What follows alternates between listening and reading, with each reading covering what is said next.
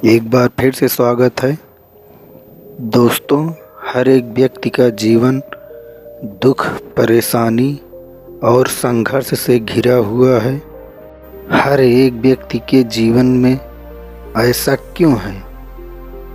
ऐसा इसलिए है क्योंकि हम कहीं न कहीं अपने मन के मैल को, मन के कीचड़ को साफ नहीं रख पाते हैं। यूँ कहें तो उसका सही समाधान नहीं निकाल पाते। खैर चलिए, मैं आपको एक कहानी सुनाता हूँ। शायद आपको इस कहानी से इस सवाल का हल मिल जाए। महात्मा बुद्ध के समय की बात है। एक गांव में एक किसान अपनी पत्नी और 2 बच्चों के साथ रहता था। वह किसान बहुत ही ज़्यादा परेशान रहता था। अपने 2 बच्चों और पत्नी की ज़रूरतों को पूरा नहीं कर पाता था। शायद उसकी यही परेशानी की सबसे बड़ी वजह थी। समय बीतता गया, उसकी परेशानियां परिवार की ज़रूरतों के साथ बढ़ती ही जा रही थी। वह दिमाग से और मन से बहुत अशांत रहने लगा था। कहीं न कहीं वह बहुत दुखी हो गया था। अपने परिवार की ज़रूरतों को नहीं पूरा कर पाने की वजह से एक दिन उसने यह फैसला लिया कि वह अपने घर को, अपने परिवार को और अपने बच्चों को छोड़कर कहीं दूर चला जाएगा। अंततः वह मनहूस दिन और काली रात आ ही गई, जिस दिन वह अपने परिवार को और अपने बच्चों को, अपनी पत्नी को छोड़कर घर से कहीं दूर चला गया। वह किसान चलता ही गया, चलता ही गया। रात से सुबह हो गई, सुबह से फिर दोपहर, दोपहर से शाम, शाम से फिर रात, फिर सुबह हो गई। उस किसान के मन की पीड़ा इतनी ज़्यादा थी कि उसके पैरों के छाले और पैरों से बह रहे खून के आगे फीके पड़ गए थे। न भूख की चिंता, न प्यास की चाह, बस चलता ही गया, चलता ही गया। आखिरकार जंगल में चलते चलते उसका शरीर इतना ज़्यादा थक गया कि वह एक नदी के किनारे जाकर गिर पड़ा। कुछ घंटों बाद किसान को होश आया। वह बेचारा इतना ज़्यादा प्यासा था कि तुरंत वह नदी के पास गया। जैसे ही वह पानी पीने के लिए हाथ पानी में डाला, उसे सामने नदी के उस पार कुछ लोगों का झुंड दिखाई दिया। उसने ध्यान से देखा तो उसे एक वृक्ष के नीचे महात्मा बुद्ध बैठे हुए नजर आए। वह तुरंत दौड़ के उनके पास गया और उनके पैर पर गिरकर बोला कि हे बुद्ध भगवान, मुझे अपनी शरण में ले लीजिए, मुझे अपना शिष्य बना लीजिए। दोस्तों, महात्मा बुद्ध के शरण में आया हुआ कोई भी व्यक्ति खाली हाथ वापस नहीं जाता था। वह किसान तो केवल उनका शिष्य बनना चाहता था। महात्मा बुद्ध जी ने उसकी मनोदशा को देखते हुए उसे अपना शिष्य बना लिया। महात्मा बुद्ध और उनके शिष्य वहाँ पर केवल विश्राम कर रहे थे। उनका विश्राम भी पूरा हो चुका था। वह किसान भी अब महात्मा बुद्ध जी का शिष्य बन चुका था। अब समय हो चुका था आगे की यात्रा पूरा करने की। गौतम बुद्ध और उनके शिष्य आगे बढ़ते चले गए। कुछ दूर निकल जाने के बाद गौतम बुद्ध जी को बहुत जोर की प्यास लगी। उन्होंने अपने इस नए शिष्य अर्थात किसान से बोले कि प्रिय शिष्य, जाओ, पास में एक सरोवर है, वहाँ से मेरे लिए पानी लेकर आओ। किसान बोला, जो आज्ञा भगवान। किसान सरोवर की तरफ चल दिया।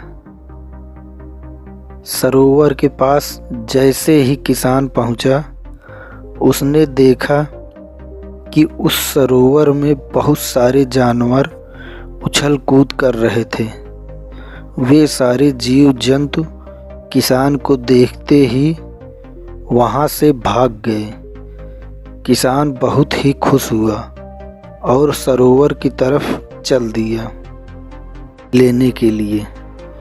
परंतु जैसे ही किसान सरोवर में पानी की तरफ हाथ बढ़ाया, उसने देखा कि पानी बहुत ही ज़्यादा गंदा था।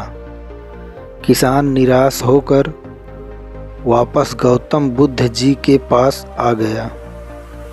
गौतम बुद्ध जी ने उनसे पूछा, पानी कहाँ है?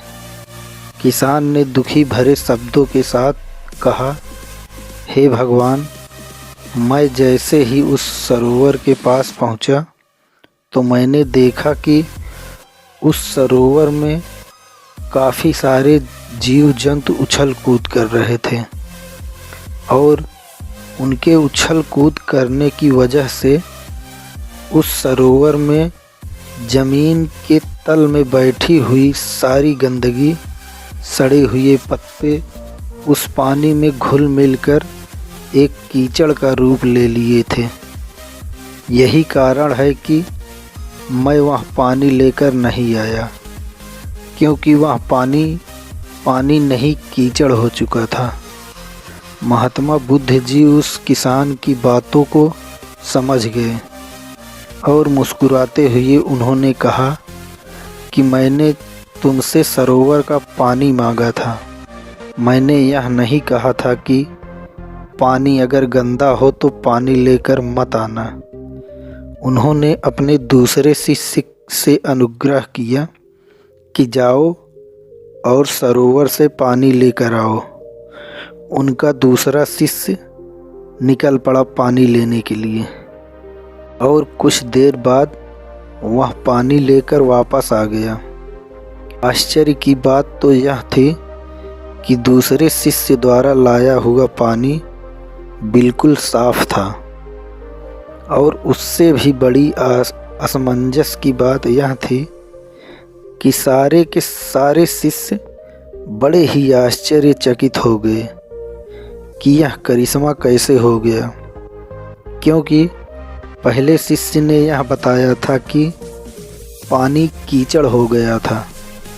महात्मा बुद्ध जी ने सारे शिष्यों को यह बताया कि जब सारे जीव जंतु उस पानी में उछल कूद कर रहे थे, तब उस सरोवर के पानी के तल में बैठी हुई सारी गंदगी, सड़े गले पत्ते सब घुल मिलकर कीचड़ रूपी पानी का रूप ले लिए थे। परंतु जितने समय में प्रथम शिष्य वापस आया और दूसरा शिष्य वापस गया, उतने समय में उन जीव जंतुओं के भाग जाने के बाद उस सरोवर का पानी शांत हो गया था। और जैसे जैसे सरोवर का पानी शांत होता गया, उस सरोवर के कीचड़ रूपी पानी में घुली हुई सारी सड़ी गली पत्तियाँ और मिट्टी धीरे धीरे शांत होकर उस सरोवर के तल में जाकर बैठ गई थी। प्रिय शिष्यों, अगर उस सरोवर में किसी भी तरीके का कोई हलचल नहीं होता तो उस सरोवर की हर एक चीज़ जिसको जहाँ पर होनी चाहिए थी वह वहीं पर ही रहती। उन जीव जंतुओं की हलचल की वजह से सरोवर के तल में बैठी हुई सड़ी गली पत्तियां, मिट्टी उस शांत पानी में मिलकर एक कीचड़ का रूप ले लिए थे। ठीक इसी प्रकार से हर एक व्यक्ति के जीवन में तरह तरह की समस्याएं, परेशानियां और कठिनाइयां आती हैं, जिसके वजह से हमारे मन में हलचल सी मच जाती है। हमारा दिमाग और मन अशांत हो जाता है। तत्पश्चात हम गलत फैसला ले लेते हैं। परंतु अगर हम थोड़ा समय देकर उन कठिनाइयों, परेशानियों और समस्याओं के बारे में समझने की कोशिश करें तो मन की हलचल उस सरोवर के पानी की तरह शांत हो जाएगी, जिससे हम अपने जीवन में सही निर्णय का चुनाव कर सकें। किसान को महात्मा बुद्ध जी की सारी बातें बिल्कुल साफ साफ समझ में आ गई।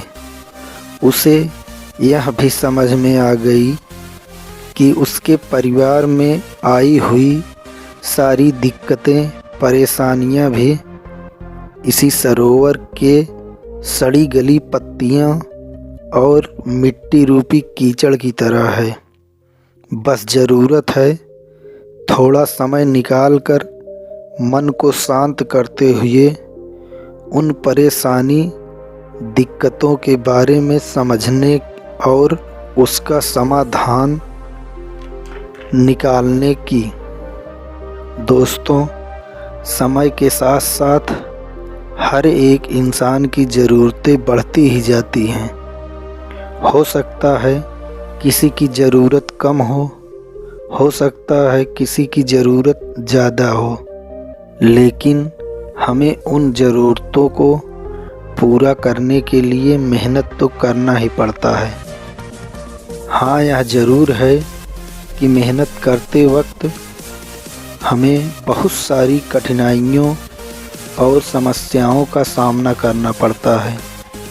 इसी वजह से बहुत बार हमारा मन अशांत हो जाता है, निराश हो जाता है। दिल दिमाग में एक अजीब सी हलचल होने लगती है, जिसकी वजह से हम गलत फैसला ले लेते हैं। परंतु दोस्तों, हमें घबराने की ज़रूरत नहीं है। हमें अपने दिमाग को शांत करने की ज़रूरत है। थोड़ा समय देकर इसके बारे में सोचने की ज़रूरत है। इसका समाधान कुछ न कुछ ज़रूर निकल आएगा। दोस्तों, ऐसे समय में दिमाग को शांत रखें, कोशिश करते रहें, मेहनत करते रहें। समय लगेगा लेकिन सफलता ज़रूर मिलेगी, क्योंकि सब्र का फल मीठा होता है। दोस्तों, आज की कहानी में बस इतना ही। दोस्तों, हम आपसे फिर मिलेंगे ऐसे ही एक लाइफ चेंजिंग वीडियो के साथ। तब तक के लिए आप जहाँ भी रहिए खुश रहिए, खुशियाँ बांटते रहिए। अपना बहुमूल्य समय देने के लिए मैं दिल से धन्यवाद करता हूँ।